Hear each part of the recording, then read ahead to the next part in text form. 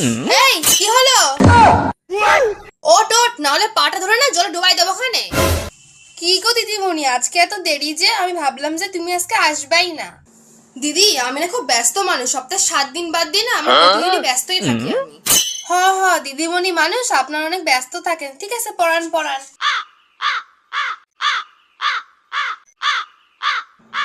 কি রে রূপ বেড়ে রয়েছে আমার, কালকে হোমওয়ার্কটা করেছিস?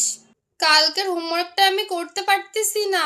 কি রে, জন্মদিনে খাইতে গেছিলিস নাকি কোথাও? তুমি যে এক পাতা হোমওয়ার্ক দিয়া গেছো, আমি এটার মধ্যে কিছু বুঝতে পারতেছি না।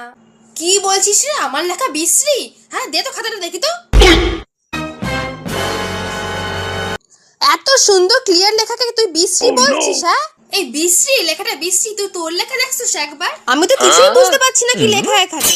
কি ছিরিত লেখার তোর, হ্যাঁ আমি তো কিছুই বুঝতে পারতেছি না লেখা। শোন, হোমওয়ার্ক করা না ভুলে গেলে না সরাসরি বলবি, আজে বাজে ফালতু কথা বলবি না। কি গো ইঁদুরের মা, চাটা হলো নাকি আনবেন না? আইসে গো 2 মিনিট হয় নাই। হ্যাঁ হ্যাঁ আনতাছি। নিন গো দিদি আপনার চা। ও রাখুন এখানে। আর বলতেছি কি, তা আমার বেতনটা কি দেবেন না?